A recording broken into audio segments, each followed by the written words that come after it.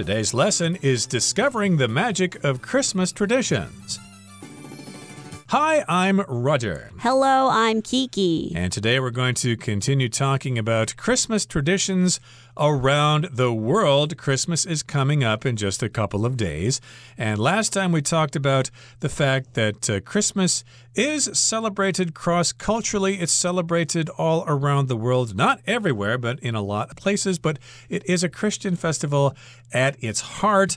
And we especially talked about the fact that there are different kinds of food that people eat at Christmas time. Right, and we know that depending on the local culture, what they eat at Christmas time may vary. So we know that in the UK and in the US and Canada, they will have the turkey taking center stage, but in Greece, pork would dominate the table because they have different ingredients locally. So the Christmas feast will change depending on where you are. Right. And of course, in Japan, they all enjoy a bucket of fried chicken from KFC.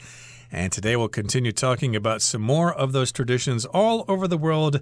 And today, of course, we're going to talk about the ubiquitous Christmas tree, the Christmas tree we see everywhere. Let's find out about that Christmas tree right now. Many people feel that Christmas isn't complete without a beautifully decorated Christmas tree.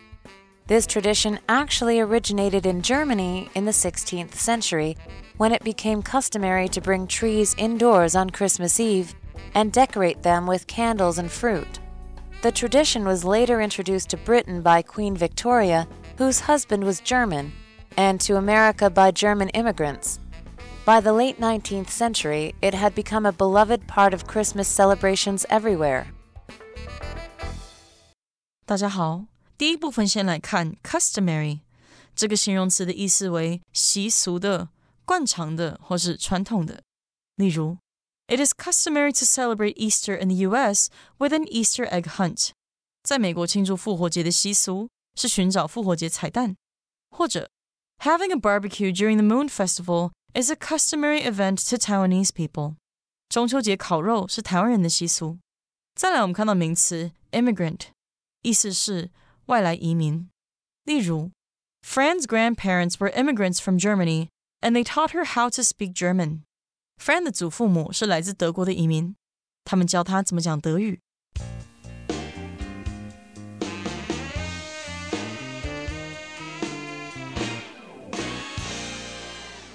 Okay, so the first paragraph in today's lesson is referring indeed to the Christmas tree. So many people feel that Christmas isn't complete without a beautifully decorated Christmas tree. That does sound true. Indeed, you can't really have Christmas without a Christmas tree. So yes, many people feel this way. Yeah, Christmas just isn't Christmas. It's just not complete unless you have a Christmas tree, and it needs to be beautifully decorated. Of course, in some places it's just enough or good enough to put lights on a Christmas tree, but a lot of people want to decorate the Christmas tree in many different ways. They put tinsel on it, they put ornaments on it, a star on top or something like that. So, of course, there are many different ways to decorate a Christmas tree. And sometimes people would choose to go out and get a real Christmas tree so you can have the smell of the pine needles in your house. And I was always really excited about that when it came to Christmas because once you walk through the door, you can smell how nice the tree smells. But of course, nowadays it might not be as eco-friendly. So over the years, people have started to change to using fake Christmas trees, right? Yep, artificial Christmas trees, which we have at our house. Of course, it's just a lot easier to take care of. And again, it isn't complete. You need to have this Christmas tree, and it needs to be decorated. And this tradition actually originated in Germany in the 16th century when it became customary to bring trees indoors on Christmas Eve and decorate them with candles and fruit. So, yes, the Christmas tree tradition actually originated in Germany. So it came from Germany. The tradition came from Germany. The reason people started to bring trees in, it came from Germany. And the word originated, or to originate from somewhere, is to come from a particular time, place, or situation. So in this case, this tradition of the Christmas tree came from Germany in the 16th century. And it became customary to bring trees indoors on Christmas Eve. Exactly. I could also say that many Japanese traditions originated in China.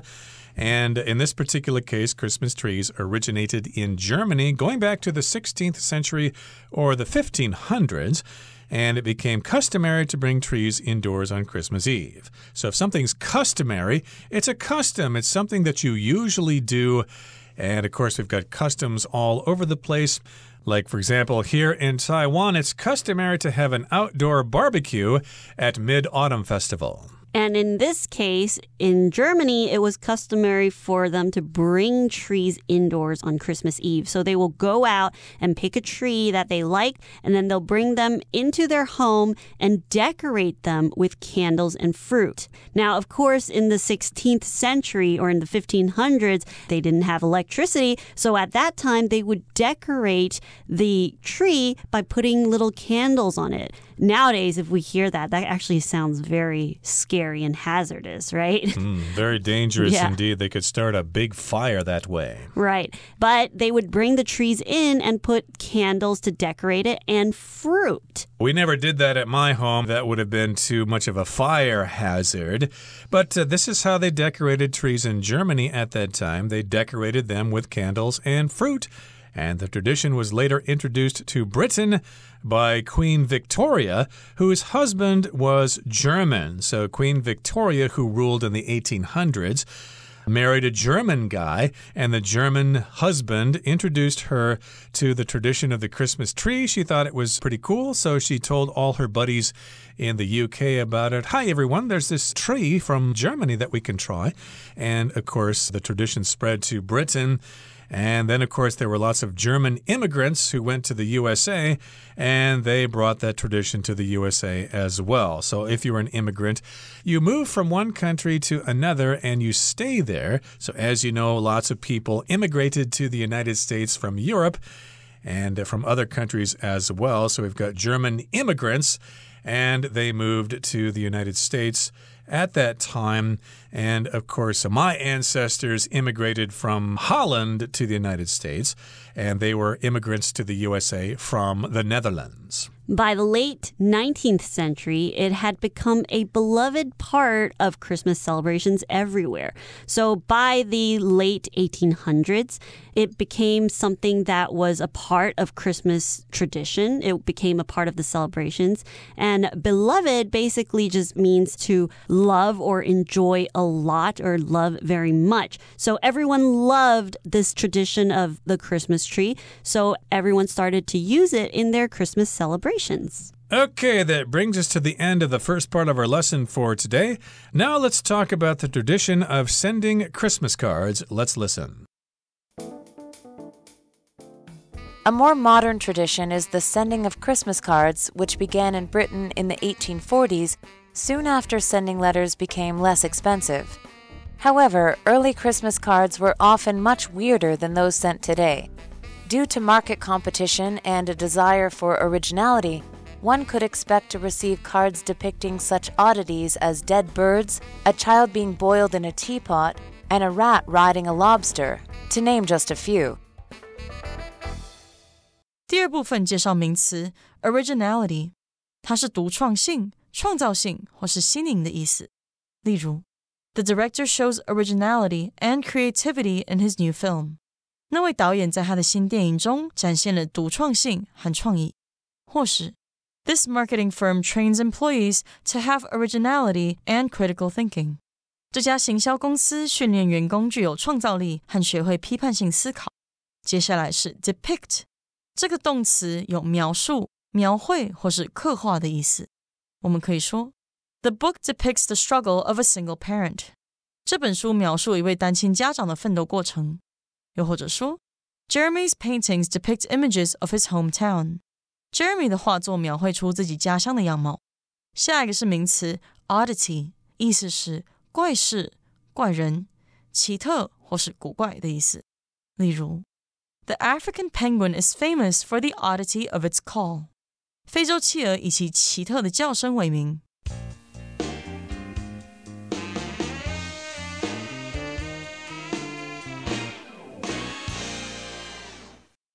Welcome back to part 2. Let's find out why we actually send cards on Christmas or before Christmas to our friends and family. A more modern tradition is the sending of Christmas cards, which began in Britain in the 1840s, soon after sending letters became less expensive. So we know that it used to be, or in the 1800s, it used to be really expensive if you wanted to send a letter to somebody. But then by the 1840s, it became cheaper. It became less expensive to send letters. So it was more affordable to send letters to people, to send them a greeting. So, of course, the tradition of sending Christmas cards started. Right, so this tradition began in Britain or the UK. And that happened in the 1840s. Before that, it was probably pretty expensive to send letters in the mail. But after that, it became cheaper.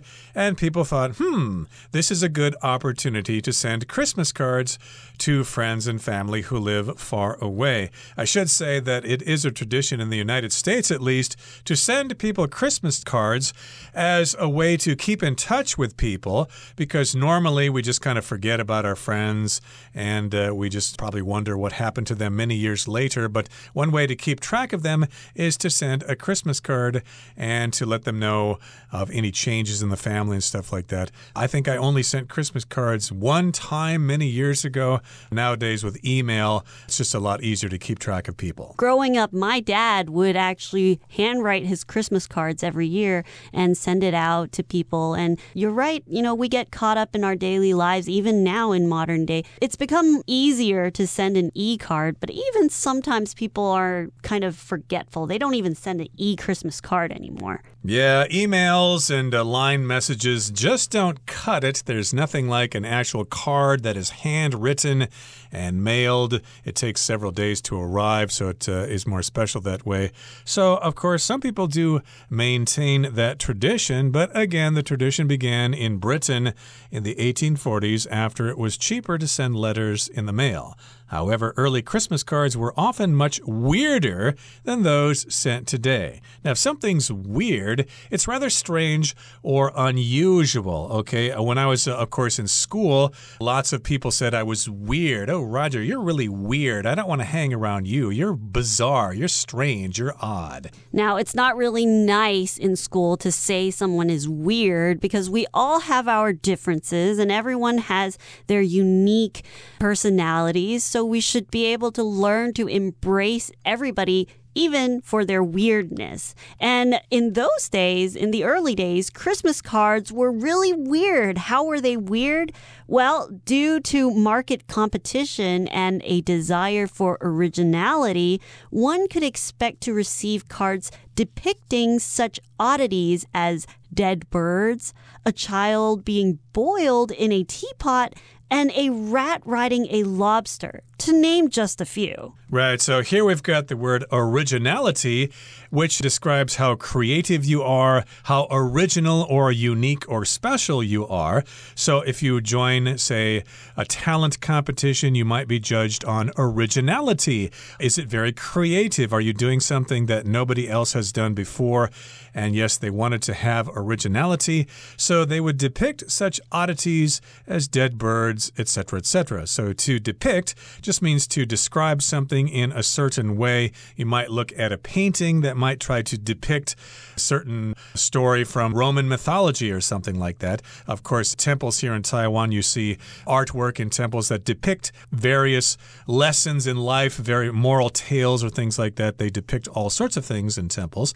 And an oddity just refers to something that is weird or strange, like dead birds. Who wants to receive a Christmas card with pictures of dead birds on it? or a child being boiled in a teapot. That's weird as well. Or a rat riding a lobster. Yes, that's just to name a few, which means there are lots of other examples. And that comes to the end of part 2. Let's listen to part 3, our last part. Of course, the traditions discussed above represent just a handful of Christmas's many traditions, all of which are great ways to bring some joy to the gloomy winter months. Indeed, this may be why so many people, religious or otherwise, enjoy celebrating this special holiday.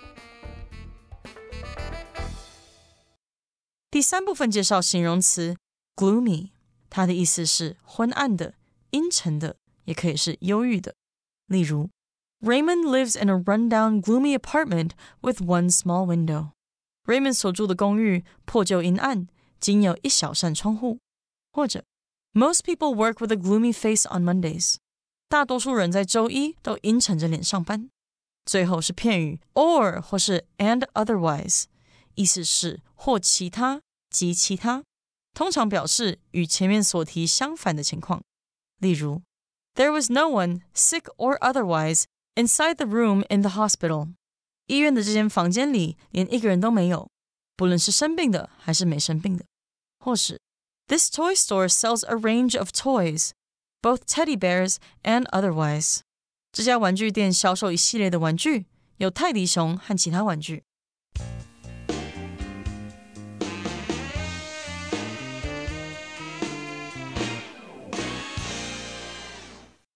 Okay, the third part of our lesson today wraps things up. Of course, the traditions discussed above represent just a handful of Christmas's many traditions, all of which are great ways to bring some joy to the gloomy winter months.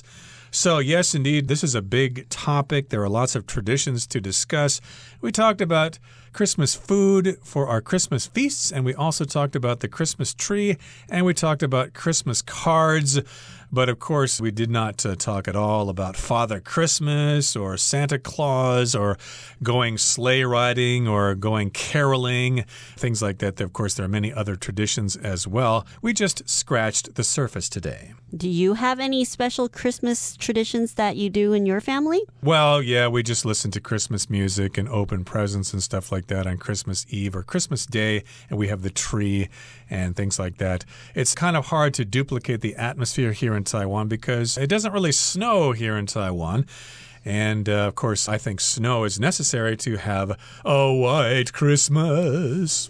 I love white Christmases, which brings us to part of our paragraph. Usually the winter months, because there's not as much sunlight during the day, you can feel really gloomy. And what gloomy is to feel kind of unhappy or you don't feel as hopeful. Just because it's cold outside and it's not as bright, your day feels a lot shorter. But that is also why during this time of the year, during Christmas, there are lots of lights and festivities because you want to bring more joy around you. You want to bring joy to those around you. So, like Roger, you mentioned Christmas carols. People will come together and they will go from house to house and they will try to sing Christmas carols and create a more festive, celebrating environment. Right. So, of course, you can always go onto YouTube and find a video posted of Christmas songs that last for 2 or 3 hours.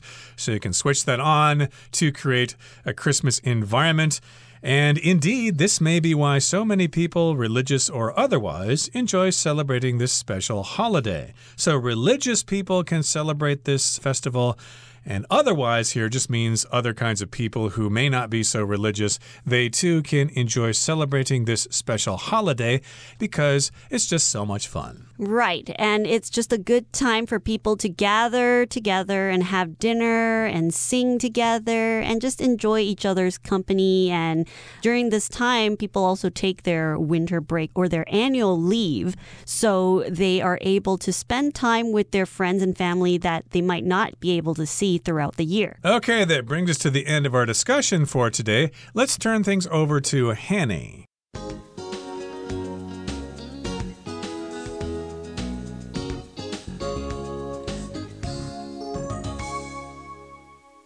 各位同学大家好，我是 Hanny。 我们来看今天的文法重点。课文第一部分有一句写到 The tradition was later introduced to Britain by Queen Victoria.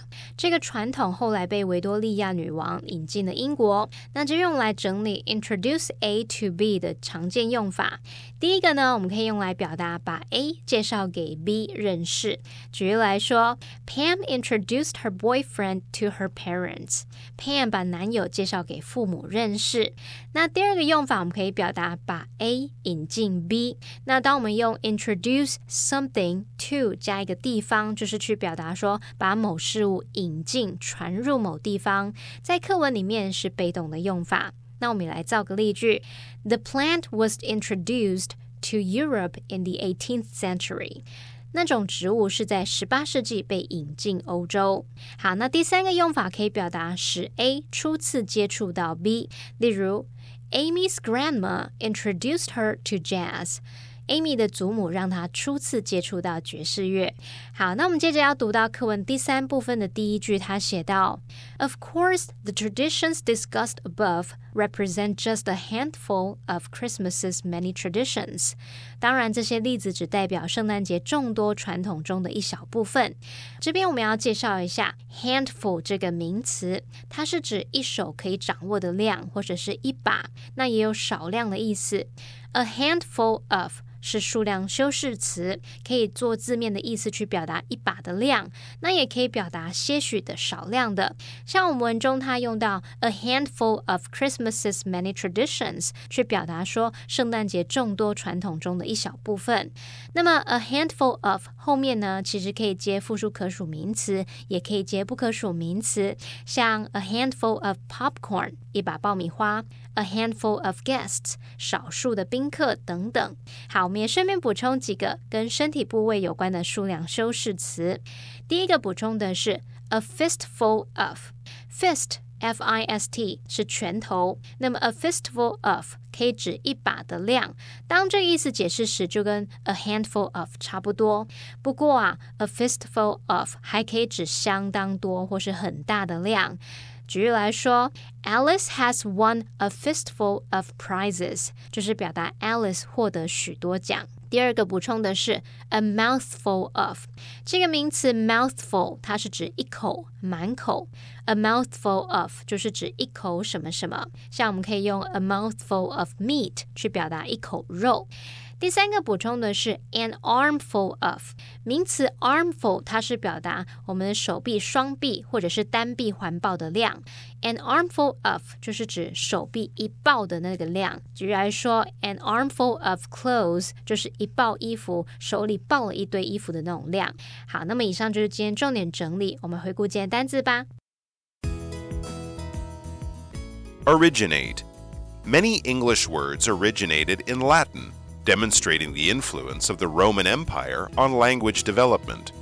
Immigrant. Roy's father arrived in this country as an immigrant from Korea. Beloved.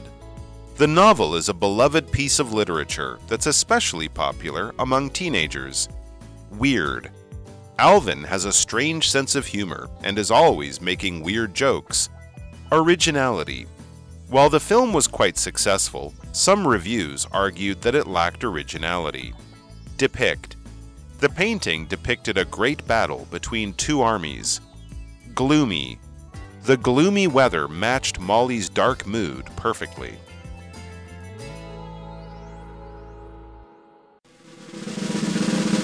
Discussion Starter starts now! Here's our discussion starter for today. The question is, which fact about Christmas discussed in the article did you find most interesting? Why? The fact I found most interesting was that they don't actually know the date of Jesus Christ's birthday. So the church decided that while everyone was already celebrating winter solstice, they would just use this date, December 25th, which coincided with winter solstice celebrations, and they will just use that time to celebrate Jesus Christ's birth. Interesting. Well, the fact I found most interesting was that people in Greece eat pork to celebrate Christmas, which is kind of weird because Greece is right next to Turkey, and you would think Turkey would have all sorts of those birds But, of course, the name of the word turkey is quite complicated. I don't really have time to discuss it here, but still, I found that quite ironic. Well, that brings us to the end of another edition of our program, and please make sure you join us again next time. From all of us here, I am Roger. I am Kiki. See you next time.